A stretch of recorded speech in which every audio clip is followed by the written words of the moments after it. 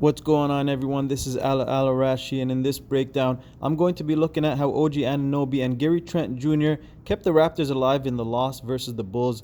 The Raptors were on a back-to-back, so there was some fatigue there, and they were down early in the first quarter. But Anunoby and Gary Trent Jr. did their best to keep the team alive. And so let's take a look at Gary Trent Jr. first of all, in terms of how he was able to score. He was literally 50% from the field, 11 of 22. He had 32 points. He didn't have that many assists, but he also had a steal. He is a very good defender. Let's take a look at the shot chart here for Gary Trent Jr.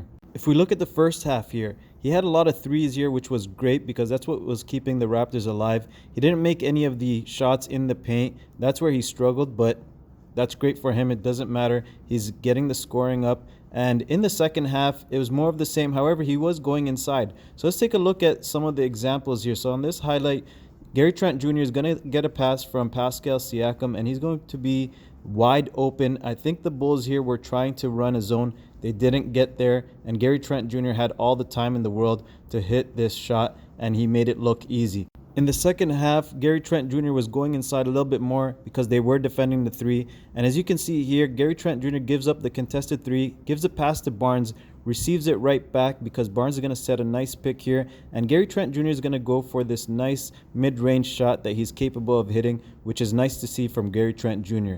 As for OG Anunoby, he had an efficient night on a 10 for 15 shooting, 23 points, 5 rebounds, 4 assists. Let's take a look at the first half shot chart here. And as you can see, a lot of the attempts were in the paint, which was great to see because that's where he's the most efficient. He had a couple of threes from the corners, and that was great. In the second half, he struggled just a little bit, even though he was making a lot of his shots in the paint once again.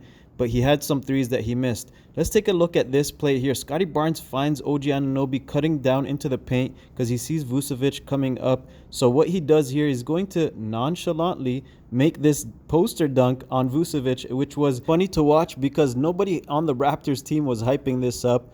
But let's keep it moving. OG Anunoby in this play, take a look at this move here. He does the little Dirk right here with the one knee up, and he creates that separation that he needs to get the shot off against DeMar DeRozan. I would like to see this a little bit more from OG Anunoby. It seemed like an efficient shot, and he was inside the paint where he'd like to be anyways. Some final notes here on the loss against the Bulls. Some of the pros here were that there were high percentage shots in the first half, especially for Anunoby and Trent Jr., who were amazing for the team. The Raptors needed them to keep them alive in the game. Some of the cons here, Siakam was shut down. I think what the Bulls did here were they were trying to get the ball out of Siakam's hands as much as possible and double team him, which made him struggle in terms of finding his own rhythm.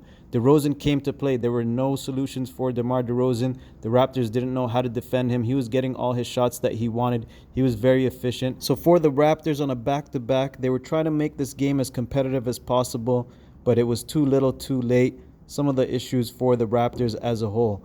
If you like this video, don't forget to subscribe, like, comment, and share, and check out the other videos on this channel.